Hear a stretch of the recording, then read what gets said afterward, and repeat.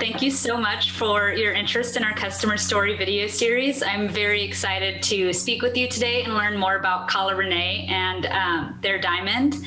My name is Ona Schoening. Oh, fantastic. And who is your beautiful diamond made from?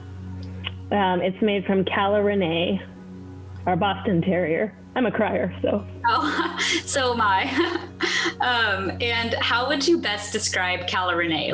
Was her personality was very energetic? Did she love to snuggle? Yeah, I would describe Calla Renee as, a lot of people described her as sort of being a cat dog. She, everything was on her terms. So, if she wanted to snuggle, she would come snuggle with you. If she wanted nothing to do with you, she'd kind of look at you and walk away. So yeah, definitely more of a cat personality than a dog personality. She didn't greet us when we walked in the door. She'd kind of look up and be like, yeah, I know, and then go back to sleep. So kind of an independent little girl. I love that. Did you have cats? Did she learn the behavior from cats or another animal? No, we're not cat people at all. In fact, we err on the dislike of cats. And I didn't even think of Calla as being a cat dog until one of my friends sort of pointed it out. And I'm like, I hate to admit it, but you're right. She does kind of act like a cat. I love that. And what was Calla Renee's favorite thing to do? Calla Renee's favorite thing to do would be to hunt down sun puddles in the house. Wherever there was a patch of sun, she would find it, regardless of the time of day or where in the house. So anything sunny. And she loved, in our bedroom, there's one heat vent, and it was underneath our bed. So she would disappear for hours at a time, especially in the winter, obviously. And she would just be roasting herself in what we would call her sauna under our bed. So she loved being warm. Would you say that was her favorite place in the house was under your bed, or did she have another place? Yeah, I would say definitely in the winter that was her favorite place. In the summer, it would just be anywhere that there was sun. Oh, that makes sense. She's a cat dog. I know cats love sunlight. And what do you have the most pictures of Calla Renee doing? I think I have the most pictures of Calla, I think probably sleeping. I mean, there's really not much more cute than looking at a sleeping puppy or dog. So yeah, sleeping or curled up in a ball or wedged in between our legs. She really liked to find a crevice, whether it was in between your legs or in between two people or in between couch cushions. So anywhere she could just sort of scrunch up and cuddle. Oh, that's adorable. Would you let Calla Renee sleep with you in bed? From the beginning, Calla slept in bed from the beginning. I guess we waited a little while until she was potty trained, and then we couldn't resist having her in our bed. And she was a smaller Boston Terrier. She was about between 11 and 12 pounds, depending upon where she was at in her life. But she could take up a lot of space for such a small dog. Where did you get Calla Renee? We got Calla from a breeder. And it was sort of happened randomly. So I've always wanted a Boston Terrier. And then after my husband and I got married, we discussed that, okay, it's probably time to get a dog. And he was more of a big dog person. But I had sort of been in touch with some local breeders, and they suggested this gal who had a new puppy. And so it was I think it was Labor Day weekend. And my husband and I met up with the breeder to look at the dog. Excuse me. And we weren't anticipating bringing Calla home, but we were there to see her. And then all of a sudden the breeder's like, well, do you want her or not? Because you're going to have to take her today if you want her. And we were like, well, I guess this is happening. So I held her while my husband ran into Petco to get because we had nothing for this puppy. Luckily we had done some research, but yeah, so he ran in and got some random items, and then we brought her home, and that was it. That's the most amazing surprise ever. I know. How long was Calla Renee in your life for? So she passed away 4 days, after her 10th birthday. So she had a brain tumor. And so in some ways, it definitely wasn't a surprise, although it was earlier than we anticipated her life ending. But apparently she had a glioma, which is, it was a benign tumor, but it was in her brain. So it was just taking up all the space, and obviously it affects neurological symptoms and whatnot. And so I sort of knew something was wrong just based on how she was acting. So we took her several emergency vets and all of this testing and determined what it was. We were able to prolong her life for a couple of months without any adverse effects to her, right? We wouldn't have kept her around if it would have been hurt, if it would have hurt her. But it's apparently common for Boston Terriers to get this type of tumor at around age 10. So yeah, it was super unfortunate and earlier than we thought, but she had a great life with us. Oh, I'm glad to hear that she had a great life. Yeah. What is your favorite memory that you have with Calla Renee?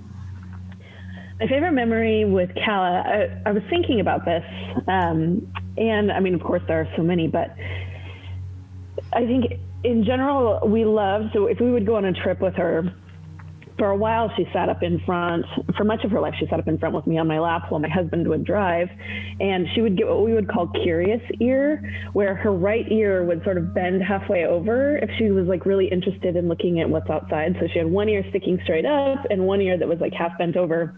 And it was just every time she would be interested in something, that's what would happen to her ear. So we called it her curious ear. That's so cute. What would you say you miss the most about Calla? I think the thing I miss the most, she was a very easy dog. We have a new Boston Terrier now. We got her in July. And I think we're realizing that we had it so easy with Calla. She was super well behaved. She was easy to potty train. She was a quiet dog. She didn't bark unless you asked her to, so she could bark on command. But I think in general, the Boston we have right now is not very snuggly. So I think that's what I miss the most, is just like, come sit down, and she would automatically come up onto your lap, which this dog is not so much that snuggly, but she's also still a puppy, so we'll see. But I think I miss the snuggles, and she was a very consistent dog. You always knew what her reaction was going to be to something, and you could depend upon that. So I love that. Why did you decide to honor Calla's memory by turning her into a diamond?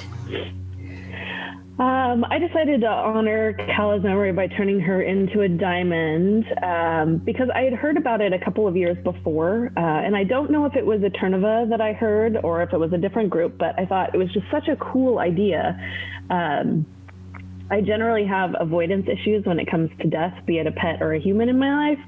So I didn't really want to think about it when I first heard, but it sort of stayed in the back of my mind, like, okay, this is an option of something I might be able to do with Calla when it's time.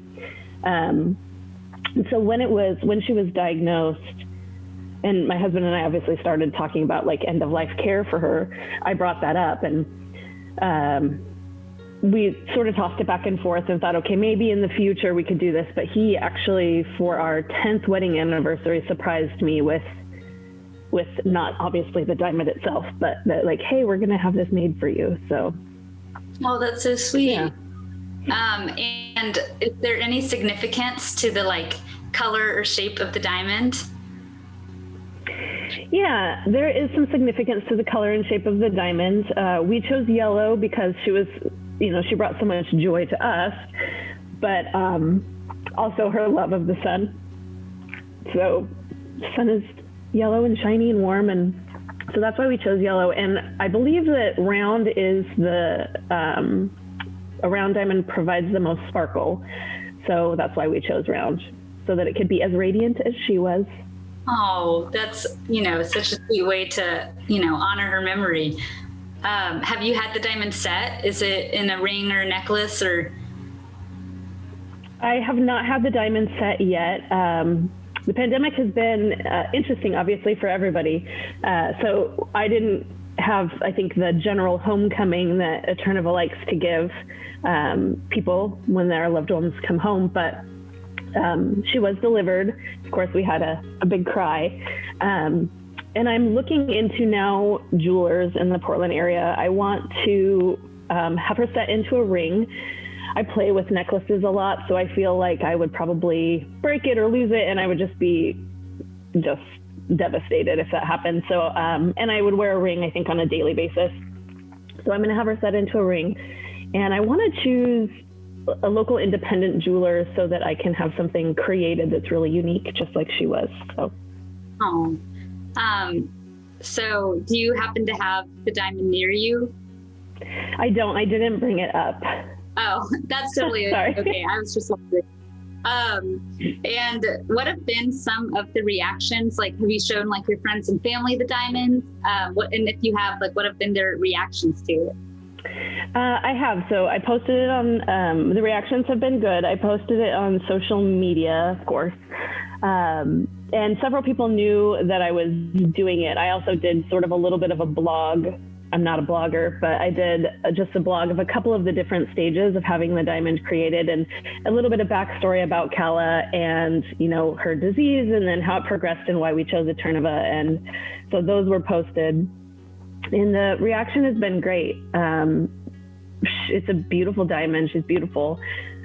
She's sort of even though we chose yellow, I know that you can't guarantee what color comes out because of the different chemical composites in the chromains, but she's almost sort of like a tangerine, ambery yellow. So it's very, very pretty.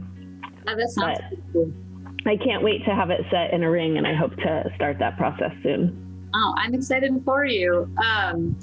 And so how do you ultimately want Cala to be remembered? I think I want Cala to be remembered as just a part of the family. Mm-hmm. You know, she was our first dog as a couple. We've been together quite a few years, but our first dog as a couple. And we don't have children, so our pups are like our kids. So yeah, just as a part of our family. Did your other family and your friends, did they get along with Cala? Like, how was she? Our other family and friends got along with Cala very well. She would get so excited when, you know, her Uncle Cole or her Auntie Nina, which is what we call my sister, would come over, or, you know, her sets of grandparents would come over. And generally, like for Christmas, everyone descends upon our house, and Cala would get so excited. And then when they left, she would almost get a little bit depressed that, you know, all of her family members have left her, and it would take her a couple days to get over that. But she was definitely part of the family, and everyone loved her. She just had so much love to give. Yeah. Would you ever dress Cala up in like costumes or anything like that? So with dressing Cala up in costumes, I wanted to. My husband kind of hated it because he just felt bad for her, and Cala hated it. So, you know, the obligatory Halloween costume would happen every year. But she would, if you put anything on her, she would almost act like she was broken. So she would just freeze and stop moving and look at you like, why did you do this to me? Or she would do somersaults to try to get it off of her. So she didn't do well with costumes, and that's the exact opposite of our dog now. So you can put anything on our current dog and she's fine with it, but Cala was having none of it. Oh, what was like some special treats you would give Cala? Like, is there like a special thing you would take her to do, or like a special food you would give her, just like maybe to reward good behavior, just because, you know, you loved her? Yeah, Cala loved all sorts of different treats. We didn't feed her necessarily a lot of people food unless it was like a fresh vegetable or fruit or something like that. And she liked pretty much anything except for green beans. She hated green beans. She would just like chew them up and spit them out. As far as a favorite, I don't know. She loved any type of nut. Yeah, she really wasn't very discriminatory. Just didn't like green beans. And toward the end of her life, she didn't like carrots. Beginning of her life, when she was a puppy, she would love to eat carrots, but not at the end. She would just, again, chew them up, spit them out. Yeah. That was it. She's just like very go with the flow, like in regards to most other food items. Yeah. I will say that I'm not a big banana person, but I will occasionally buy them just because it's a convenient and easy to eat fruit. And Calla could hear you peel the banana from the other room, and she would come running because she knew that she would get the last bite of Nana. I love that. That's like such a keen ear, you know? Yeah. How has Calla's passing affected your views on life and death? Calla's passing has affected my views on life and death. I think it's made me grow in that I mentioned earlier that I have an avoidance to death in people and in pets. So, like, I literally will not watch a movie if the animal in the movie dies because I can't handle it. But I think that her being my dog obviously made me face it, right? Like, I couldn't walk away from the situation. So I think it helped me grow and just realize that, like, death is inevitable. That's not very articulate of me, but it definitely made me address an issue that I had that I was aware of in avoidance. You know, if I had a grandparent that was passing, I'd be like, I'm not going to go near them because I don't want to deal with my own emotions with regards to the situation. So I will say that the Eterneva process, I think, in some ways, I think drew out the experience of grief in that it was very long. Like, there was no closure until she was delivered home.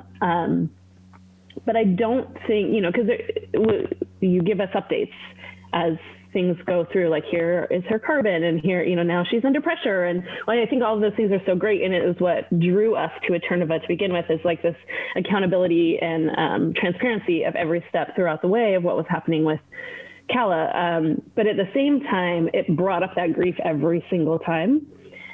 But I don't think that's a bad thing, at least for me, because it did require that I face my fears of facing grief, if that makes sense. Yeah, no, that makes perfect sense. Like, you know, it's like you're grieving, but it's more positive than just, like, I guess, you know,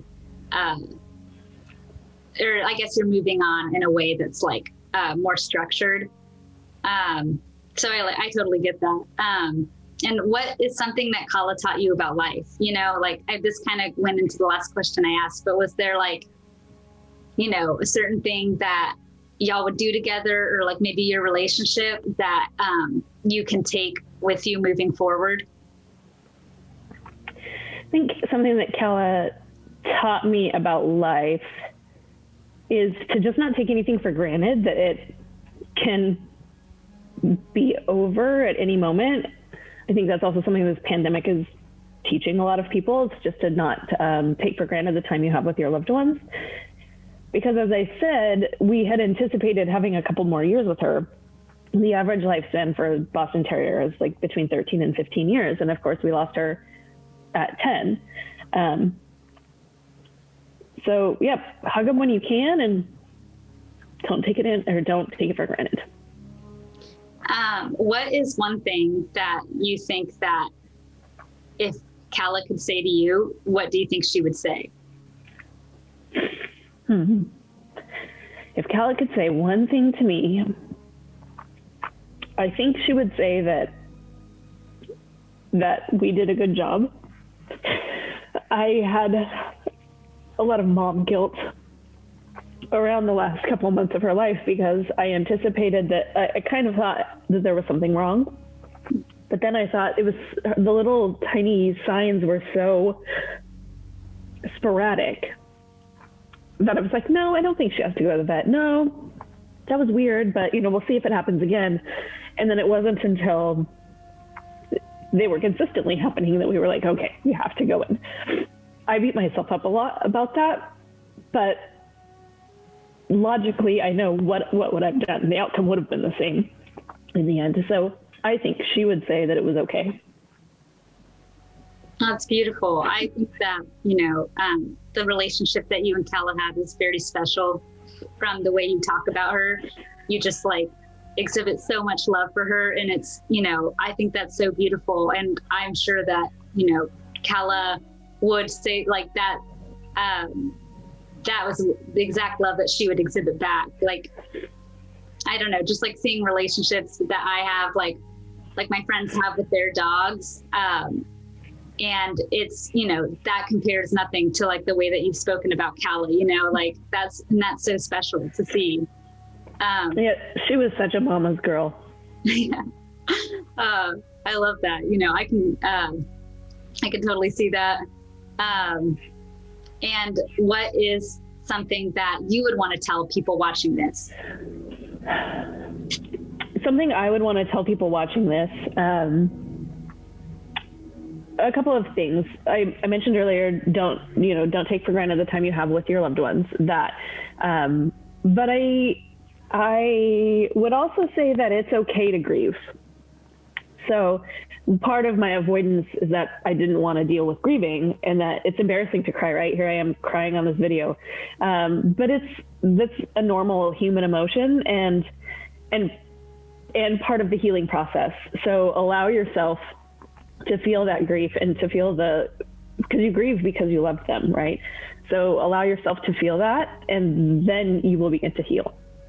Yeah, that is so beautifully said. And honestly, I relate so much. Like, I'm such a crybaby, and it's like, I feel like, you know, people can be like when it comes to like the grieving process, like they'll just like skirt around it, like, because they don't, you know, want to, like they're walking on eggshells, like they don't want to strike a chord. And so, you know, like you said, like to be able to, you know, grieve properly, it's like because you loved Cala, and like, you know, that's normal. And that's, I think, a great thing, and something that like we should, as just like a whole, like be more comfortable with, and like, you know, like not be as like, just be more empathetic when it comes to that kind of stuff, instead of like, you know, walking around on eggshells. Right. I agree. We shouldn't be embarrassed about it. Yeah. Well, Cala sounds like she was quite the wonderful dog, and you seem like y'all had a very special relationship, and thank you so much for sharing that with me today. I'm so honored to have been a part of Cala's journey here at Eterneva.